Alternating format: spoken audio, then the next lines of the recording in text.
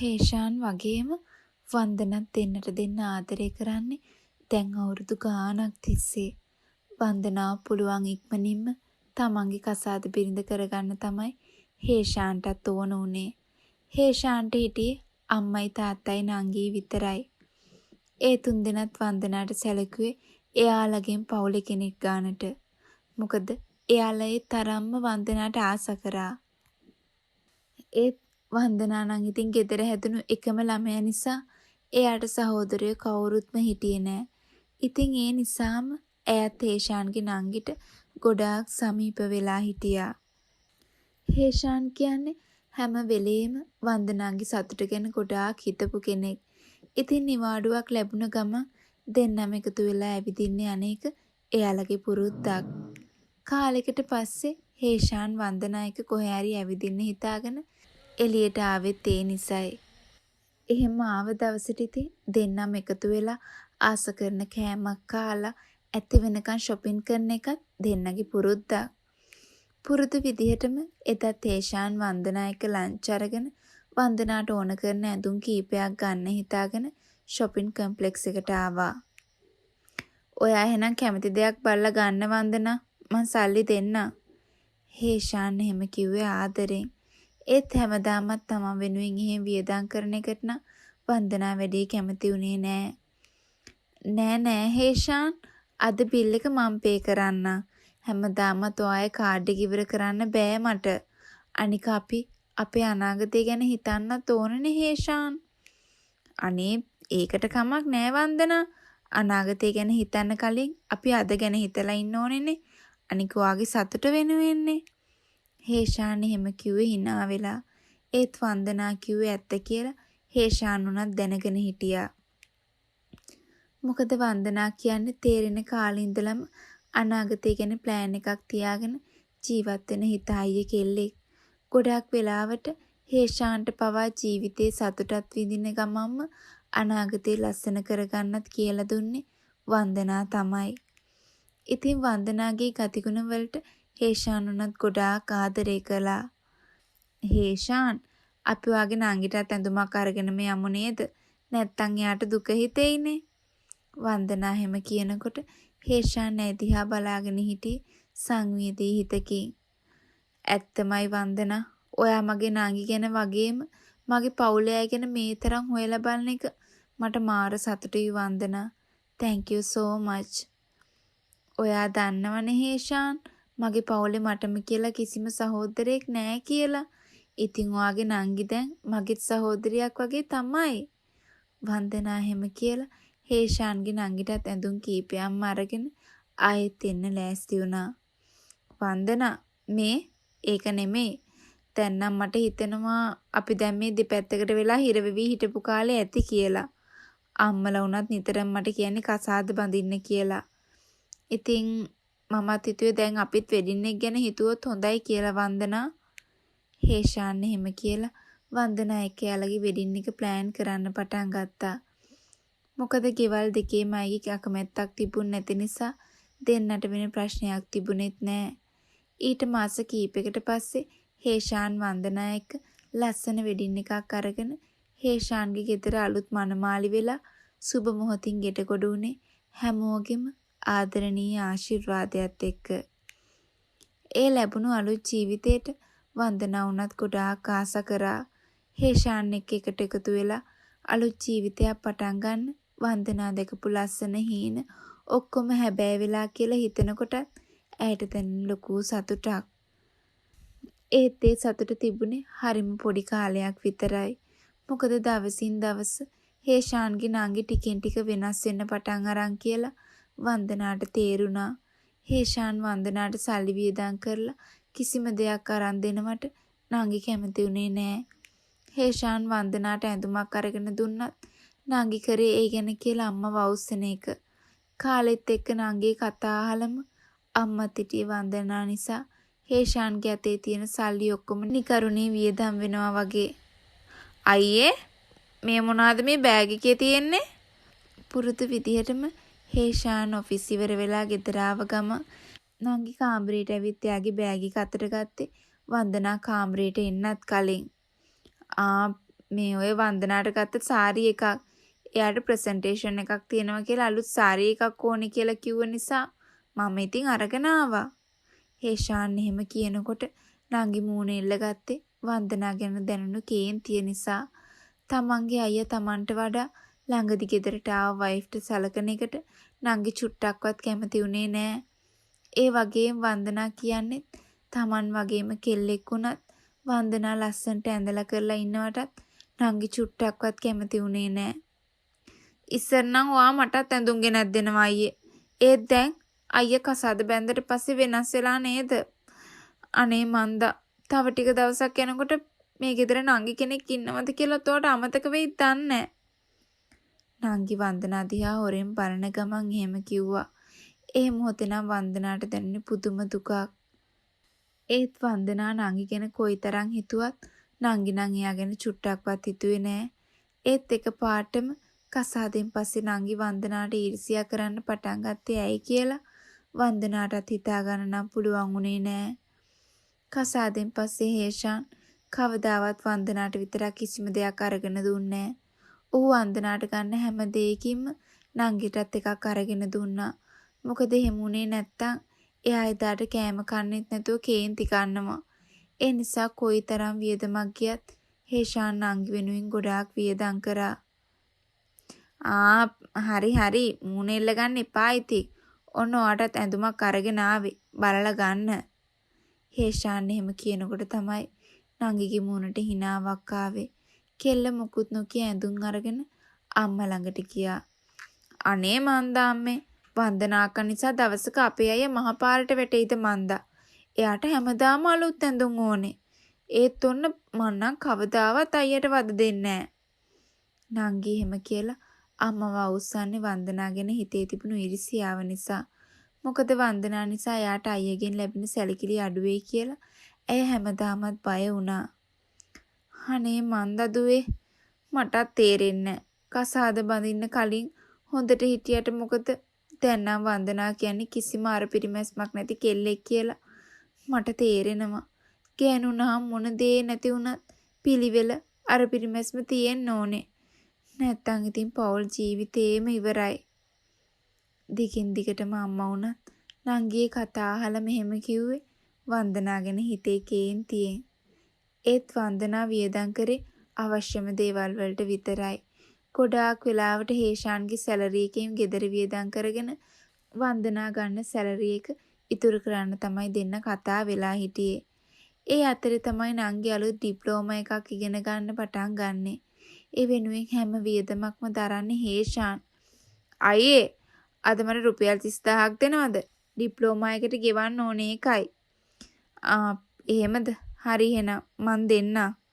හේෂාන් එහෙම කියලා නංගිට සල්ලි දුන්නේ තවත් විස්තර හොයන්න නැතුව. ඒ විදියට නංගි හැමදාම හේෂාන්ගෙන් ලොකු ගණන් ඉල්ලන්න පුරුදු වෙලා හිටියා. වන්දනා දැන් නම් නංගිගේ ඩිප්ලෝමා එකේ වියදම් එක්ක අපිට වාගේ සැලරි එක ඉතිරි කරන්න බැරි වෙයි. ඒ නිසා අපි ඒකත් වියදමට ගමු නේද? නංගිගේ ඩිප්ලෝමා එක ඉවරුනාම අපිට ආයෙත් සල්ලි ඉතිරි කරගන්න පුළුවන්නේ. හරි හේෂාන් අපි එහෙනම් එහෙම කරමු. මොන වුණත් නංගි ඉගෙන ගන්න එකත් වටිනවනේ. ඒ නිසා කමක් නෑ. නංගියා වෙනුවෙන් කොයිතරම් ඉරිසියා කරත් වන්දනා එහෙම කිව්වා. ඒත් නංගි නම් ඩිප්ලෝමා එක කරන්න පටන් ගත්තෙත් හේෂාන් වන්දනා වෙනුවෙන් වියදම් කරන සල්ලි එයාට ගන්න මිස ඉගෙන ගන්න තිබුණු උවමනාවක් නිසා නන් නෙමෙයි. ඒ අතරේ දවසක් වන්දනා ඔෆිස් ඉවර වෙලා ආයෙමත් ගෙදර එන අතරේ නංගි තවත් කොල්ලෙක් එක්ක ඔහුගේ අතේ ඉල්ල රෙස්ටුරන්ට් එකක ඉන්න හැටි අය දැක්කා. එදා නංගි ගෙදරින් එළියට ආවේ ඩිප්ලෝමා එකේ වැඩකට කියලා කිව්ව හැටි වන්දනාට හොඳටම මතකයි. ඒත් දැන් එයා කොල්ලෙක් එක්ක රෙස්ටුරන්ට් එකක ඉන්න හැටි දැක්කහම වන්දනාට පුදුම හිතුණා. ඒ වගේම දෙන්නයි කෑම්බීම ඔක්කොම වෙනුවෙන් නංගි අත දිගෑරලා සල්ලි වියදම් කරන හැටිත් වන්දනා දැක්කා. මෙච්චර දවසක් ඩිප්ලෝමා එකට කියලා හේෂාන්ගෙන් සල්ලි අරගෙන නංගි කරලා තියෙන්නේ මොකද්ද කියලා වන්දනාට තේරුම් ගියේ එතකොටයි. වන්දනා එදා ගෙදර ආවේ හේෂාන්ට මේ දේ කියනවද නැද්ද කියලා කල්පනා කරන ගමන්. ඒත් ඊට කලින් නංගිත් එක්ක තනියම කතා කරන්න ඕනි කියලා වන්දනා හිතුවා. මොකද හේෂාන් එක මේ දේවල් කිව්වොත් නංගියත් එක්ක තවත් කේන්ති කණී නේද කියලා වන්දනා තනිවම හිතුවා. ඔෆිස් ඉවර වෙලා ගෙදර ඇවිත් වන්දනා වොෂ් එකක් දාගෙන නංගිගේ රූම් එකට ගියේ ඇත් එක්ක කතා කරන්න හිතාගෙන. එතකොටත් නංගි හිටියේ කාමරේට වෙලා එයාගේ බොයිෆ්‍රෙන්ඩ් එක්ක ෆෝන් එකෙන් කතා කරන ගමන්. ඒත් වන්දනා එන හැටි දැක්ක ගමන් ඇයි ඉක්මනින් ෆෝන් එක කට් කරලා දැම්මා. නංගි ඔයා වැඩක්ද? මේ මට ඔයත් එක්ක දෙයක් කතා කරන්න තියෙනවා. වන්දනා හැම කියනකොට නංගි ඇය දිහා බලාගෙන හිටියේ නුරුස්සන බැල්මකින්. මොකද්ද? නංගි ඕනවට එපාවට වගේ අහන අතරේ වන්දනා ගිහින් ඇය ළඟින් වාඩි වුණා. මේකයි නංගි. ඇත්තටම ඔයා හේෂාන්ගෙන් ගන්න සල්ලි වලින් ඩිප්ලෝමා එකක් කරනවද නැත්නම් වෙන දෙයකට වියදම් කරනවද? වන්දනා හැම අහනකොට නංගිගේ මූණ බයෙන් පිරලා යන හැටි ඇය දැක්කා. ඇයි ඔයා එහෙම අහන්නේ? මට ඇත්ත කියන්නකෝ නංගි. ඔයාට කාත් එක්ක හරි එෆෙයාර් එකක් තියෙනවද? මොකද මං අද ඔයා පිරිමි ළමෙක් එක්ක රෙස්ටුරන්ට් එකක ඉන්න හැටි මං දැක්කා. ඒකයි මේ අහන්නේ. මොකක්? නංගි එහෙම කියාගෙන වන්දනා ළඟින් නැගිට්ටේ ගැස්සිලා වගේ. එයා හිටියේ මොකක් කියන්නද කියලා හිතා ගන්න බැරිව. ඒත් නංගි ඒ වෙලාවේ කරේ වන්දනා එක කේන්තිකත් එක. දැන් ඔයා කියන්නේ මම්මගේ අයියාගේ සල්ලි වෙන කොල්ලෙක් වෙනුවෙන් වියදම් කරනවා කියලා දැක්කේ? මෙච්චර කාලයක් මගේ අයියවත් මට මෙහෙම කතා කියලා නැහැ. ඔයා මොන හයියක් නිසාද මට මේ වගේ බොරු කතා කියන්නේ ආ? නංගි එකපාරට මහායෙන් එහෙම කෑ ගහන්න පටන් ගත්තා. අනික තමයි මට තේරෙනවා ඔයාට ඕන කරලා තියෙන්නේ මොකද්ද කියලා අක්කේ. ඔයාට ගොඩක් කිරිසියයි නේද? අයියා මට වියදම් කරන එකට. ඔයාට ඕනේ යාගේ මගේ සහෝදරකම නැති කරලා දාන්න. අනේ ඔයා මේ මොනවද නංගි කියවන්නේ? මං කවදාවත් එහෙම දෙයක් හිතුවේ නෑ නංගි. ඒ අතරේ නංගියේ කෑ ගැහිලා හේෂාන් වගේම අම්මත් නංගියේ කාමරේට ආවේ මොකක් සිද්ධ වෙලාද කියලා හිතා ගන්න බැරිව. ඒ වෙනකොටත් නංගි හිටියේ ඇස්වල කඳුළු පුරවගෙන අඬන ගමන්. කවදාවත් නැතුව නංගි අඬනවා දැක්කහම අම්මයි හේෂානුයි දෙන්නම පුදුම වුණා. අනේ දුවේ මොකද මේ අඬන්නේ? මොකද සිද්ධ වුනේ? අම්මා කලබලෙන්ම එහෙම ඇහුවා. අනේ අම්මේ අක්කා මට ජරා කතා කියලා බනිනවා. මං අයියාගේ සල්ලි වලින් වෙන දේවල් කරලා අයියාව විනාශ කරනවා කියලා අක්කා මට බනිනවා අම්මේ. මම්මා නාස්තිකාර කන්නේ කෙල්ලෙක්ලු. නංගි කිසිම බයක් නැතුව වන්දනා කියපු දේවල් වගේම නොකියපු දේවල් පවා ගොතන ගමන් එහෙම කිව්වා. වන්දනාට දැනුනේ ලොකු අසරණකමක්. මොකද හේෂාන් හිටියෙත් නංගි කතා විශ්වාස කරන විදියට කියලා ඇයට තේරුම් ගියා. වන්දනා මොනවද මේ නංගි කියන්නේ ආ? ඔය ඇයියාට එහෙම කතා කරේ? අනේ හේෂාන් මං එහෙම කිව්වේ නෑ. වන්දනා එහෙම කියනකොට අම්මා කෙලින්ම බැලුවේ ඇය දිහා. එතකොට දැන් තමුන් කියන්නේ මයි කෙල්ල බොරු කියනවා කියලාද වන්දනා? මේ ගෙදර කවදාවත් මේ විදිහේ ප්‍රශ්න ඇති වෙලා නෑ. මේ ඔක්කොම තමුන් නිසා. අම්මා කේන්තියෙන් වන්දනා පැත්තට ඇඟිල්ල දික් කරගෙන එහෙම කිව්වා. වන්දනා ආසරණ වෙලා වගේ බැලුවේ හේෂාන් දිහා. ඒත් ඔහුගේ මූණත් කේන්තියෙන් පිරලා කියලා වන්දනා දැක්කේ එතකොට. අනේ හේෂාන් මං කියන්නේ ඇත්ත. මං දැක්කද නංගි කොල්ලෙක් එක්ක රෙස්ටුරන්ට් එකේ ඉන්නවා. මං ඒ නිසා තමයි එයාගෙන් ඒ ගැන ඇහුවේ.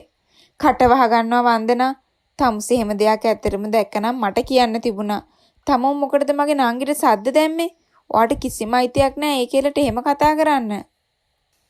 හේෂාන් එහෙම කියනකොට වන්දනාට දැනුනේ යාගේ මුළු ලෝකෙම කඩාගෙන වැටෙනා වගේ හැඟීමක්. අවුරුදු ගාණක් ආදරය කරපු හේෂාන්වත් එයාව තේරුම් ගත්තේ නැතිකොට ඇයට තවත් කිසිම කෙනෙක්ගේ සැනසීමක් ලැබුණේ නැහැ. අවසානයේ ගෙදර හැමෝම ඉස්සරහා වැරදිකාරී වුණේ වන්දනා. ඇයට හේෂාන් ගැනත් ලොකු කලකිරීමක් දැනුණා. ඒත් කාත් කවුරුත් නැතුව වන්දනා ගෙදර තනි වෙනකොට නංගි නම් හිටියේ පුදුම සතුටකින්. ඉතින් වන්දනා හේෂාන්ගෙන් වෙන් වෙලා ආයෙමත් ගෙදර ආවේ කසාද ජීවිතේ පවා එපා වෙලා යද්දී. ඇයට ආයෙමත් හේෂාන්ගේ ගෙදරට යන්නවත් ඕන උනේ නෑ. ටික කාලයක් කොහේ ගෙවිලා ගියා. ඒ අතරේ වන්දනාගේ හිතේ දුකත් ටිකෙන් ටික අඩු වෙලා ගියා. හේෂාන් උනත් කාලෙත් එක්ක වන්දනා නැති අඩුව නම් හොඳටම තේරුම් අරන් හිටියා. ඒත් සිද්ධ වුණු දේවල් එක්ක ඔහුට ආයෙමත් වන්දනා ළඟට යන්න හිත දුන්නේ නැහැ. ඊට මාස කීපයකට පස්සේ තමයි හේෂාන්ගේ ජීවිතේ නරකම දවස උදා වුණේ. හේෂාන් තියා එයාගේ අම්මවත් හීනකින්වත් හිතුවේ නැති විදිහට හේෂාන්ගේ නංගියායි කොල්ලත් එක්ක හොරෙන් පැනලා ගිහින් තිබුණා. එදා වන්දනා කිව්ව කතාව ඇත්තක් කියලා ඒ දෙන්නට තේරුම් ගියේ එතකොටයි. එදා වන්දනා විශ්වාස නොකරපු එකට හේෂාන් එයාටම දොස් පවර ගත්තා. ඒ අතරේ තමයි හේෂාන් වන්දනාට කෝල් එකක් ගත්තේ. අනේ වන්දනා හේෂාන් අනේ ඇයි මේ මොකද උනේ? ඇයි ඔයා දුකින් වගේ? අපේ නංගි කොල්ලෙක් එක්ක පැනලා ගිහින් වන්දනා. මොකක්? ඔව් එදා ඔයා කියපු දේවල් ඔක්කොම ඇත්ත කියලා මට දැන් තමයි තේරෙන්නේ. ඒත් මං ඔයාටත් වඩා මගේ නංගිය විශ්වාස කරා වන්දනා. ඒත් ඒකි මෙච්චර කල් කරලා තියෙන්නේ මගේ ආදරේ සෙල්ලමට ගත්ත එක. ඒකිට මව 7-5ක් තරම්වත් වටින්නේ නෑ වන්දනා. හේෂාන්ගේ වචන ටික කිව්වේ පුදුම තරම් වේදනාවකින්. වන්දනත් හේෂාන්ට අනුකම්පා කරේ ඒ නිසායි. නංගිට ඔයා වගේ කෙනෙක්ගෙන් ආදරේ ලබන්න පින නෑ හේෂාන්. ඒකනේ මෙහෙම දෙයක් සිද්ධ වුනේ. හොව් වන්දනා මං ඒකි වෙනුවෙන් මොනවද නොකලේ? හොයන හැම සතේම මං වියදම් කරේ ඒකිට. ඒ මදිවට මං ඔයාවත් නැති කරගත්තා. ඒත් මට දැන් තමයි හැමදේම තේරෙන්නේ වන්දනා. අනේ පුළුවන් නම් මට සමා වෙන්න.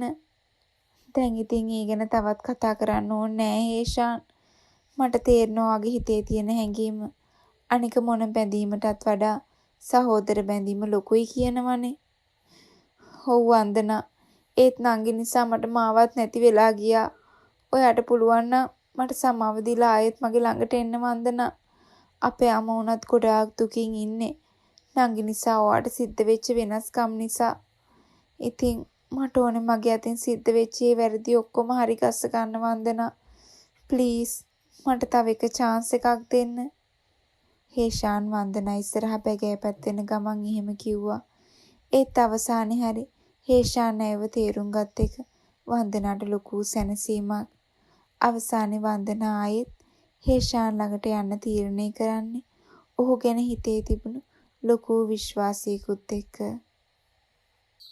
ඔන්න ඉතින් ඔයාගේ පුංචි ව්‍යාපාරයට අත්හැලක් වෙන්න අපි සූදානම්.